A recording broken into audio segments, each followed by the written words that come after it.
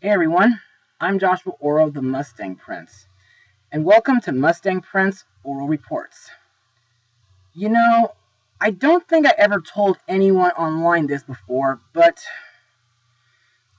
the main reason why I do this blog show, or why I like to perform on stage with my musical theater village friends, is not because of money or fame. No.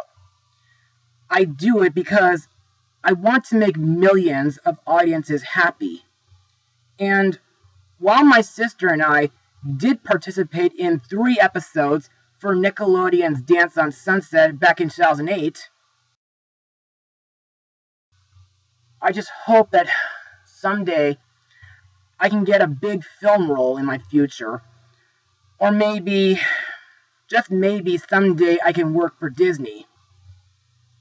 However, today's blog is going to be about a movie from the late 70s that became a very huge influence for me to become an actor. Released on June 22nd, 1979, the movie is The Muppet Movie. So, let's get started. After Kermit the Frog decides to pursue a movie career, he starts his cross-country trip from Florida to California. Along the way, he meets and befriends Fozzie Bear, Miss Piggy, Gonzo the Great, rock musicians, Dr. Teeth, and the Electric Mayhem, and many, many other Muppets. When Kermit is offered a job by Doc Hopper to advertise the French fried frog legs at his restaurant chain, Kermit turns Hopper down. However, Hopper refuses to relent, and he pursues Kermit and his companions to a final showdown. So, what do I think of the movie? Well, this is another movie that I loved when I was a kid, and I still love it to this very day. But let's move on to Mustang notes. This was the very first theatrical movie featuring the Muppets. It was directed by James Frawley and produced by Jim Henson. The film's screenplay was conceived by the Muppet Show writers Jerry Joel and Jack Burns, an American and British venture produced by Henson Associations and ITC Entertainment between the first and second half of the Muppet Show's 3rd season. The main obstacle the filmmakers were faced with during the development of the film was whether the Muppets would transition seamlessly from television to film. In 1978, director James Frawley, Jim Henson, and Frank Oz filmed several camera tests outside London to test how the characters would appear in the real-world locations. Austin Pendleton recalled that the film was shot on a very unhappy set because Jim Frawley was very unhappy directing the movie. Filming locations included Albuquerque, New Mexico, and I think several other locations in the southern U.S. In 2009, the film was deemed culturally, historically, or artistically significant by the Library of Congress and selected for preservation in the National Film Registry. The success of the Muppet Movie led to several other Muppet films. For example, there was The Great Muppet Caper from 1981, The Muppets Take Manhattan from 1984, The Muppet Christmas Carol from 1992, Muppet Treasure Island from 1996, Muppets from Space from 1999, The Muppets from 2011, and its sequel, Muppets Most Wanted from 2014. Now, I need to say this right now. Ever since I was little, I loved the Muppets.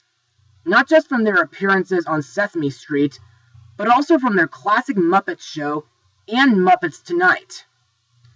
Also, I loved watching Muppet Vision 3D whenever I visited Disney California Adventure. but sadly, nowadays, after the Frozen sing-along show and countless sneak peeks, Mickey's PhilharMagic has taken over. And to be honest, guys, it's a fun 3D musical, and I think it's better to see it in person than watching it on YouTube all the time. Anyway, the thing that I like about this movie is that nowadays, it makes me think back to my very first cross-country road trip during the summer of 1998. During that time, me and my family were driving across many states to get to Walt Disney World in Florida. Speaking of which, when I was little, I thought that the swamp where Kermit was living during the beginning of the film was in Louisiana. But just a few days ago, while writing this blog, Kermit's swamp home is actually in Florida. I mean, how did I not realize that when I was little? Anyway, I also like the different places that the Muppets go to during their journey to Hollywood. Also, I think the puppeteering is very clever, and the humor is very classical, even if some of the humor can sometimes break the fourth wall. Now, what would be a Muppet movie without wonderful and catchy songs? Our first song is the classical Rainbow Connection, sung by Kermit the Frog during the beginning of the film. Fun fact, this song reached number 25 on Billboard's Hot 100 Singles chart in 1979, and the American Film Institute named it the 74th greatest movie song of all time in AFI's 100 Years, 100 Songs. In my opinion, this is a classical Muppet song, and I think Kermit singing while playing his banjo is really wonderful to listen to. Next is Movin' Right Along, sung by Kermit and Fozzie as they set out together in Fozzie's Studebaker.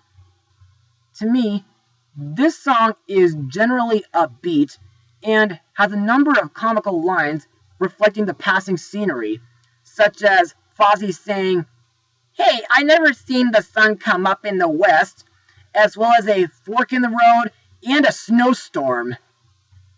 Also, like City of Light from The Brave Little Toaster and Ain't No Road Too Long from Follow That Bird, this song is another great song that you'd listen to while on a road trip or a vacation. Plus, it also notably features a cameo from Big Bird, who's heading east to New York City to break into public television. Later on in the movie, Dr. Teeth and the Electric Mayhem perform their own instrumental version while taking Kermit and the rest of the Muppets to Hollywood on their bus. Next we have Never Before, Never Again, sung by Miss Piggy when she notices Kermit in the crowd, and she begins to fantasize life with him. In my opinion, this song is, well, very romantic and emotional too, and the visuals of Miss Piggy and Kermit are really sweet, and the song really tugs at my heart. Next is I Hope That Something Better Comes Along, sung by Kermit and Rolf the dog. While this song is not really one of my favorites, I do understand the song's message about the difficulty of living with and without women. Next we come to my favorite song in the movie, Can You Picture That?, sung by the Electric Mayhem as they disguise Fozzie's Studebaker with rainbow colors, so that Kermit and Fozzie do not get recognized by Doc Hopper. To me, this song has such a really awesome rock and roll beat, and I like when the church and everything else inside it vibrates with their music. Next we have I'm Going to Go Back There Someday, sung by Gonzo as he recalls his experience flying with balloons and he expresses his longing to return to the sky in song, while he and his friends are stranded in a desert. In my opinion, this song is actually very emotional, and it does make a nice, sad country or campfire song. We also have the classical America the Beautiful, sung by Fozzie Bear, and the finale song, The Magic Store, sung by all the Muppets. And now let's move on to the characters and their actors. But let's start off with the Muppet characters. Our main character, Kermit the Frog, is voiced by Jim Henson. You know, I think Kermit is a really talented frog and a great leader while guiding his friends on their journey to Hollywood. Plus, I really like that Kermit's motive for becoming famous was a way to make millions of people all over the world happy. Kind of like my goal as an actor. Also, I think Kermit is really quick to avoid danger, like when he jumped off his bike when he was this close to being crushed by a construction vehicle. It's like Kermit says, it's really dangerous building a road in the middle of the street. And I really think that Kermit has a good sense of right and wrong. Next we have Kermit's best friend, Fozzie Bear, voiced by Frank Oz. Fozzie used to work as a stand-up comedian at the El Sleazo Cafe. When Kermit invited him to join him on his journey to Hollywood, Fozzie drives them in his uncle's Studebaker. I really think Fozzie can be very humorous, and I like that he looks up to Kermit as his leader, and I think his friendship chemistry with Kermit is really good too. Gonzo the Great is voiced by Dave Goelz. In the movie, Gonzo, along with his chicken girlfriend, Camilla, are traveling plumbers until his car accidentally flipped on top of Fozzie's Studebaker, where they meet Kermit and Fozzie and join them on their journey to Hollywood. To me, Gonzo is another memorable Muppet, and sometimes Gonzo can be a little bit weird at times. However, the part where Gonzo got tied to a whole bunch of balloons was really drastic and dangerous too. I mean, he almost got shot by Doc Hopper. We also have Miss Piggy, also voiced by Frank Oz. In the movie, Miss Piggy becomes the winner of the Bogan County Fair beauty pageant, and she immediately becomes smitten with Kermit after noticing him in the crowd. In my eyes, Miss Piggy can be sweet at times, but keep in mind, folks, she's one character whom you folks don't want to mess with. Also, she does kick butt when she's angry, like when she uses karate to save Kermit from being brainwashed. This is Sweetums, a large hairy ogre who works as a jack at Madman Mooney's car lot. Now, to be honest guys, I think it's hard to talk about Sweetums since Kermit and the gang left the car lot without Sweetums, and he tries to catch up with the gang until the end of the movie. Next we come to Rolf the dog. In the film, Rolf works as a piano player at the Terrence restaurant. Before joining the Muppets, Rolf's life was kind of simple. I mean, he lived alone, would go to work, come home, read a book, have a couple of beers, go for a walk, and go to bed.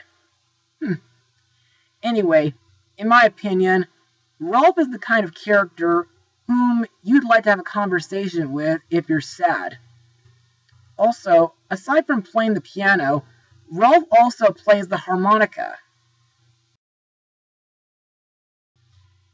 Next up, we have the Electric Mayhem, which consists of Dr. Teeth on keyboard, piano, and lead vocals, Floyd Pepper on bass, Zoot on saxophone, Janice on the guitar, and Animal on the drums, as well as their road manager Scooter, that is. Anyway, in my opinion, these guys mostly stick to rock music, but they're capable of playing other styles, including jazz and classical. In the movie, Kermit and Fozzie first meet them at an old church which they're planning to use as an old coffee house. But later in the movie, they meet up with the Muppets in a desert after their car breaks down. To me, I think their bus is really cool and their music is really hardcore.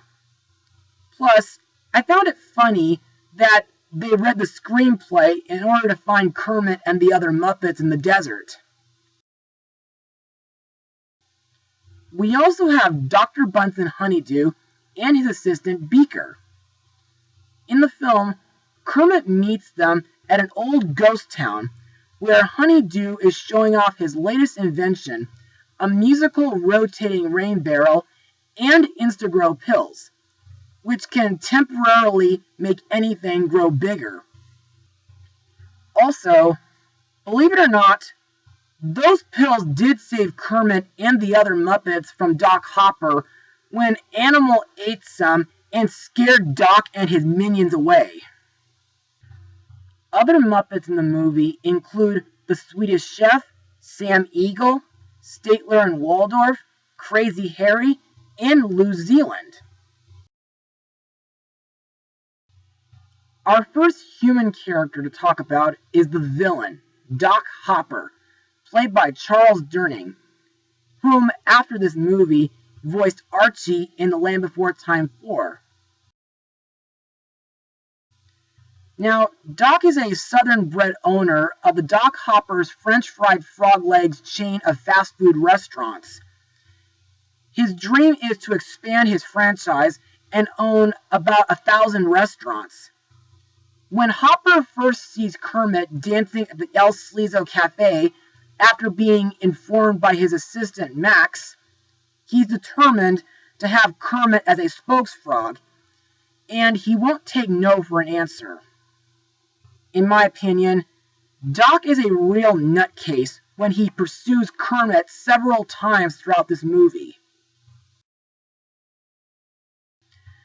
Next we have Doc's assistant, Max, played by Austin Pendleton, who voiced Gurgle in Pixar's Finding Nemo.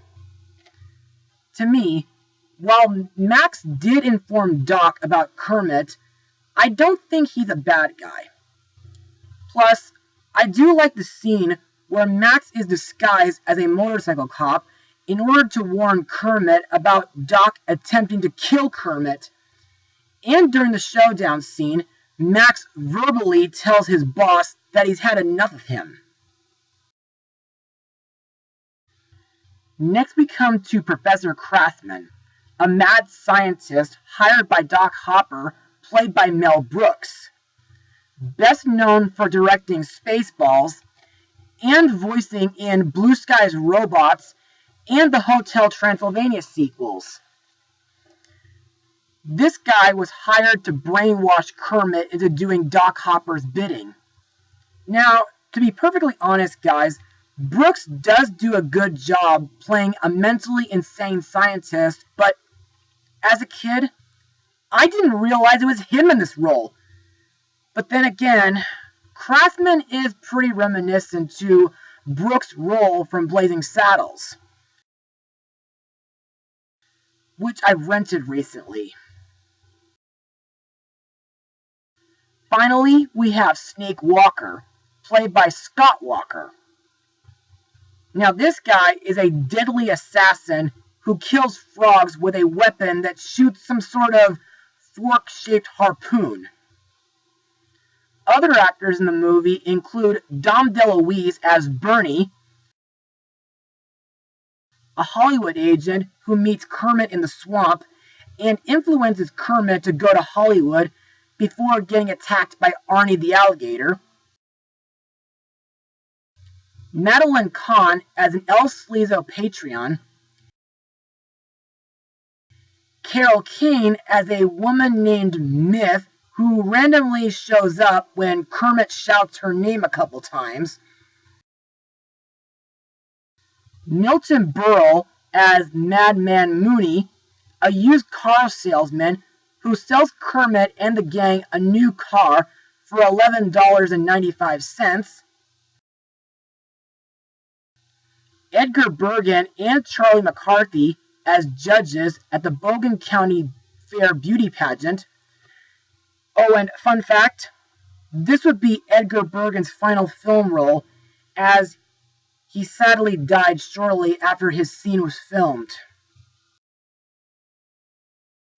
We also have Bob Hope as an ice cream vendor, Richard Pryor as a balloon vendor who sells a whole bunch of balloons to Gonzo at the Bogan County Fair, Steve Martin as an insolent waiter at the Terrence restaurant, Cloris Leachman as Lou Lord's secretary, Miss Tracy, who for some reason is allergic to animal hair, and finally, Orson Welles as her boss, Hollywood producer and studio executive Lou Lord. And now let's move on to my final words.